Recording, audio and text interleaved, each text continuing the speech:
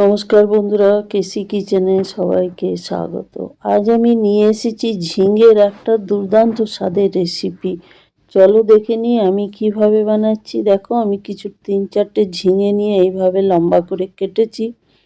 তার সাথে একটা আলুও দিয়েছি, আলুগুলোকেও এইভাবে লম্বা করে কেটে ধুয়ে পরিষ্কার করে আমি রেখে নিলাম।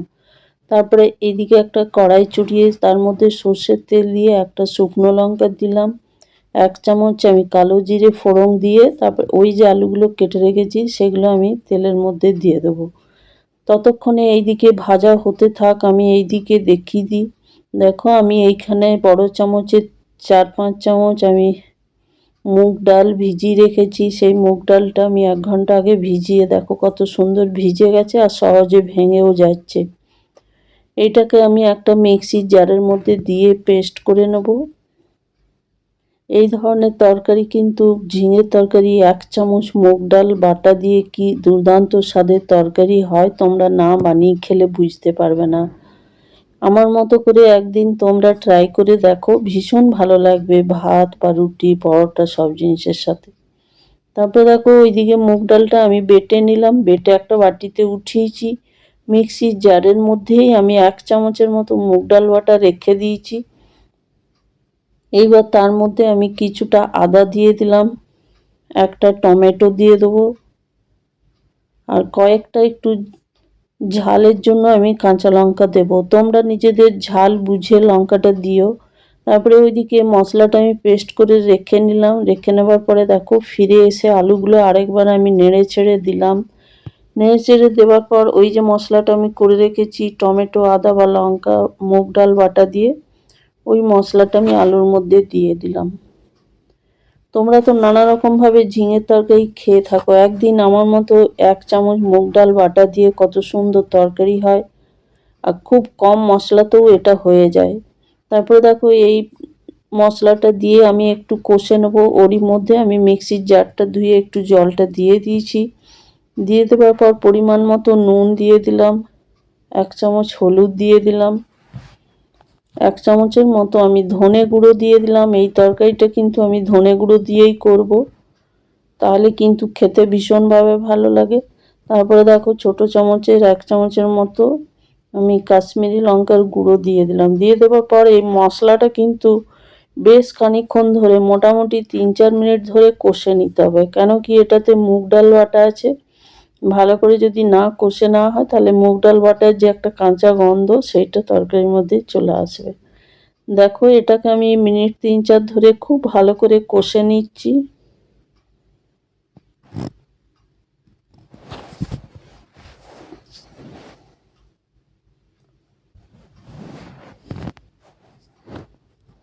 কষা হয়ে গেছে। কষা হয়ে যাওয়ার পর ওইদিকে যে ঝিঙেগুলো আমি কেটে রেখেছি সেইগুলো আমি এটার মধ্যে দিয়ে দিলাম।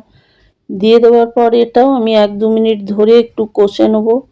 তোমরা যদি চাও তো তাহলে ঝিঙেটা কিন্তু আগে ভেজে তুলে রাখতে পারো, কিন্তু সেইভাবে বানালে কিন্তু তেলটা খুব বেশি পরিমাণ লাগে। সেই জন্য আমি একবারই এটাকে ভেজে নিচ্ছি বা কষে নিচ্ছি। দেখো, এটা আমার মোটামুটি কষা হয়ে গেছে।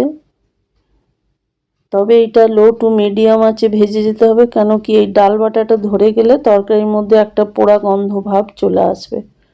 তারপরে দেখো, আলু ঝিঙেটা আমার কষা হয়ে গেছে। হয়ে যাওয়ার পর আমি কিছুটা গরম জল দিয়ে দিলাম পরিমাণ মতো, কেন কি আলুটা সেদ্ধ হতে যেটুকু সময় সেই আন্দাজ করেই জলটা দিলাম। জলটা দিয়ে দেওয়ার পর যে ডাল বাটাটা আমি এদিকে বেটে কিছুটা তুলে রেখেছি তার মধ্যে আমি ছোট চামচের 1/2 চামচ আমি কালো জিরে দিয়ে দিলাম, আর 1 চামচের মতো নুন দিয়ে এটা খুব ভালো করে আমি ফেটিয়ে নেব। ফেটিয়ে নেবার পর আরেকটা আমি কড়াই চড়িয়েছি, তার মধ্যে আমি কিছুটা সর্ষের তেল দিয়ে দিলাম।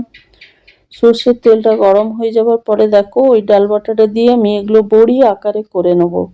তোমাদের কাছে যদি বড়ি থাকে তাহলে তোমরা এটা বড়ি দিয়েও করতে পারো। আমার যেহেতু বড়িটা শেষ হয়ে গেছে সেই জন্য আমি একটুখানি মুগ ডাল যে বাটাটা রেখেছি সেটা দিয়ে আমি বড়া আকারে করে নিলাম।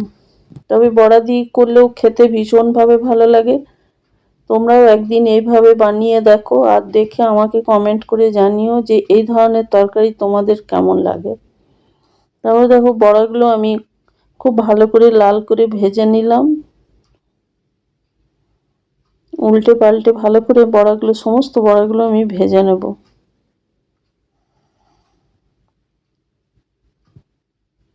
দেখো বড়াগুলো আমার ভাজা হয়ে গেছে। হয়ে যাবার পরে আমি এগুলো উঠিয়ে নিলাম। উঠিয়ে রেখে দেওয়ার পরে দেখো এইদিকে আমি ফিরে এসে ঢাকা খুলে দেখাচ্ছি আমার আলু বা ঝিঙে আমার মোটামুটি 95% সেদ্ধ হয়ে গেছে। দেখো আমি খুন্তিতে করে দেখাচ্ছি।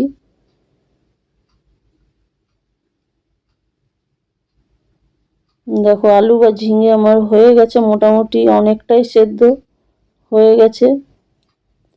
এবার আমি ওই যে মুগ ডালের বড়াগুলো করে রেখেছি, এবার এগুলো দিয়ে দেবো। তো মুগ ডালের বড়া ভীষণভাবে নরম হয়, সেই জন্য বেশিক্ষণ ফোটানোর দরকার পড়বে না। বড়াটা দিয়ে দেওয়ার পর আমি 3টে কাঁচা লঙ্কা দিয়ে আরও 2-3 মিনিট আমি ফুটিয়ে নিলাম ঢাকা দিয়ে। তারপরে দেখো ঢাকা খুলে দেখাচ্ছি আমার কিছুটা ঝোলও আছে। এই তরকারিটা মোটামুটি আমি একটু ঝোল ঝোল মতো করব, সেই জন্য আমি জলটা একটু বেশিই দিয়েছিলাম। তোমরা যদি এটা মাখো মাখো করো তাহলে কিন্তু জলটা কম দিও। তারপরে দেখো এইটা আমার নামাবার সময় হয়ে গেছে। নামাবার ঠিক আগে আমি 1 চামচ কালো জিরে গুঁড়ো করে রেখেছি, সেই কালো জিরে গুঁড়োটা আমি দিয়ে দিলাম। এইটা আরও টেস্ট বাড়ানোর জন্য ভীষণভাবে ভালো। তারপরে দেখো তরকারিটা আমার ঢাকা দিয়ে কিছুক্ষণ রেখে দিয়ে স্ট্যান্ডিং টাইমে রাখার পরে আমি একটা বাটির মধ্যে উঠিয়ে সার্ভ করে দিচ্ছি।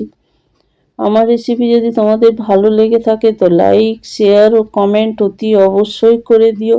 আর নতুন বন্ধুদের সাবস্ক্রাইব করার অনুরোধ রইল। তোমরা ভালো থেকো, সুস্থ থেকো। ফিরে আসছি পরের কোনো রেসিপি নিয়ে। ধন্যবাদ।